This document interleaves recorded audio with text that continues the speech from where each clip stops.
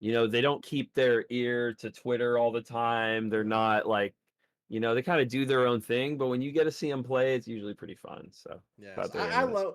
love those players that kind of just come out of the woodwork and show up and show out. Just do some cool stuff on the sticks, and all the old heads kind of whispering to each other like, "Hey, watch out for this person." They're finally coming out after 9 months. Just all these new kids don't know what's about to hit them.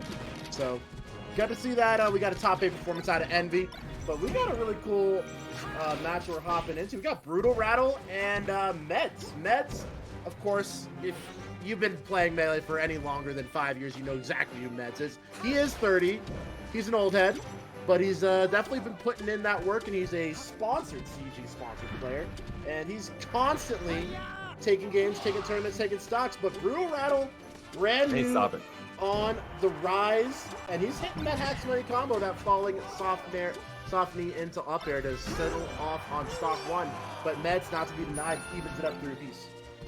Yeah, right now though, dead even, and see if they can get anything started at the beginning here of the stock to keep the momentum up. And as I say that, they do. The raw stomp into double stomp, and now a very fleshed out tech chase. And the edge guard, amazing. That was just clinical. If they get this edge guard, Oh, man. not the reverse, but it came through.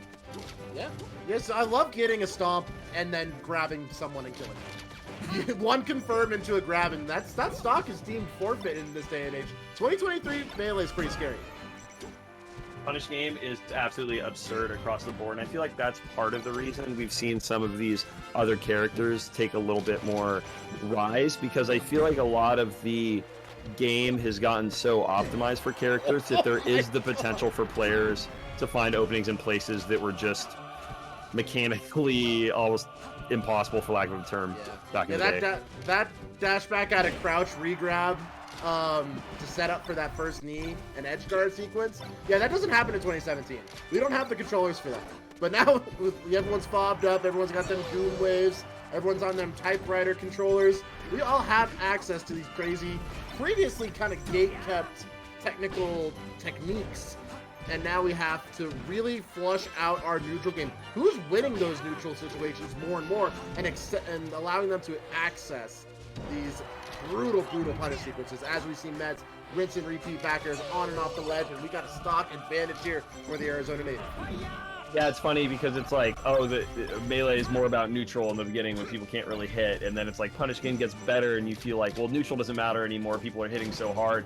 And it gets to a point where everybody is killing each other off of everything, where it does come down to, how do I not get hit, mitigate my risk reward, and then it all boils back down to neutral. The ebb and flow of Melee and its meta has just been so great for so long, and the rise and fall of characters and players has just been, that's the best stories.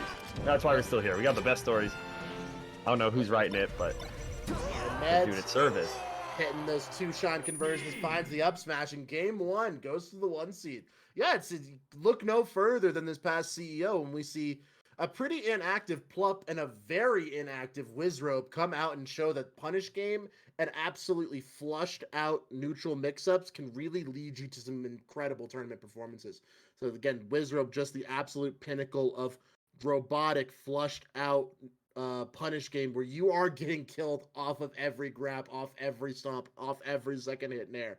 So look to the top players and then immediately trickling down into this new breed of Falcon that we're seeing. Brutalrattle, like we're talking to Kreestab earlier, has really only attended online stuff, but briefly looking through some tournament results, I'm seeing a lot of firsts, a lot of second, a lot of thirds, and just under the precipice of getting some of those really big wins. Has some close sets with Bobby Big Balls and some other in that tax bracket, but hasn't quite been able to punch their ticket into the big show. But there's potential with a potential upset over Medz if they can make this little comeback.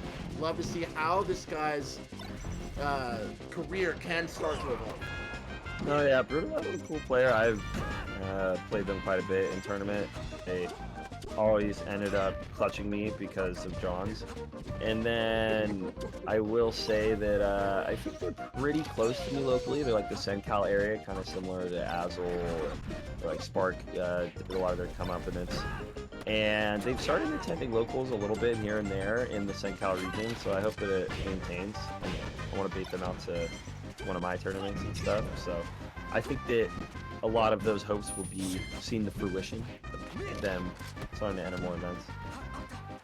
Yeah, looking at a pretty big deficit so far. I think the benefit of more space is giving Medz a lot more room to really make Brutalrattle work for these punishes, and has since lengthened out this 4th stock to potentially a 3-stock advantage, but Brutalrattle with the potential to take that 1st stock off, and yes, they will. 3-2. Scary pick against someone like Medz, who's so good at being able to utilize the space and give him more opportunity to survive. I feel like that Brutalrattle is doing well with the less space, causing a lot of scramble situations and then punishing hard off it, kind of like right here. While they didn't end up falling off of it too hard, that was a good opening for them. Kind of came off as like, you know, quick little interactions, micro spacing, and then stomp and followed up with a quick tech chase. Here, they're just kind of getting...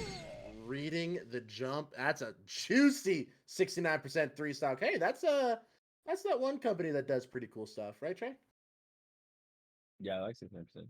Yeah, they do some pretty good stuff. I actually true. I ran into Coiled Over on Unranked the other day. We had a pretty good sesh. It was definitely a fun little Peach Luigi set. Just Coiled Over. Funny Guitar Hero controller guy. Cute cats. Coiled Over has a cat guy. Yeah, then they're roommates, so there's a lot of cats over at that house. Yeah, let's go. Love the cat people. Also love the dog people. My house is getting to be quite literally an animal house. We have at least 12 legs of animals in our house right now. Currently we have 16, but I digress. Hopping into a Pokemon Stadium game. Brutalrattle with the potential. Can't confirm off the side platform tech. Just get up attack. He's going to bail out Medz here. But can Brutalrattle get this knockdown? Oh my god, he is always so visceral. I thought we were going to see me there too, but Brutalrattle still finding the punish. I like that they got off ledge early, knowing being able to get on stage, and yeah, that's a... Pokemon Stadium's a little tricky ledge. Oh wow, such quick movement off the ledge, and again, finding a grab, and they have been finding mileage from each grab so far. Not as much as they could there, but... Up throw, up smash, gonna seal away that stock 3 apiece, and Brutalrattle really been trying to do his best to put Medz in the Genjutsu. Right back, I'm sorry. Do your thing. As I'm saying, Brutarattle's really trying to put Medz in the Genjutsu. Go for those down throw, infinite Tsukiyomi shit, and try to take those stocks one whole sequence at a time. But back into neutral here, playing off this left side platform. Medz operating on a 30% lead right now, bouncing out in neutral with that short hop neutral air. Can't confirm it to back here, but Medz dashing around this active threat range of Brutalrattle, but swinging, big swing with that jump cancel up smash, and Brutalrattle with a potential to take the stock back, but Medz dash out of shield, jab up smash, and that's gonna do it. Stock advantage goes back to Arizona. Finding our way on this right side edge guard sequence, but can't quite lock it down. Brutalrattle needs to open up Medz one more time to seal the stock. Second hit, neutral air is going to reset back to neutral. Stomp all the way up. Can't quite find it. Nothing can stop him. He's all the way up there, and he's not going to find that confirmed. Trying and oh, amazing scoop from Medz on that short up air. And oh, they don't stop. We are not stopping here. We do not stop. Medz again with another knockdown. Crosses him up with a tomahawk, but doesn't find the confirm. Finally finds that short hop neutral air and stares at him as they fall down. Absolutely glaring him down, just shaking him off the stage. 3 stocks to 1 here, Trey. What does Brutalrattle need to get back in this? Just more grabs. I mean, that's the time they've come to life. Medz has been pretty consistently dominating neutral and everything since game 1 ended. And yeah, but the punish game is still seem possible here. So let's see how they follow this up.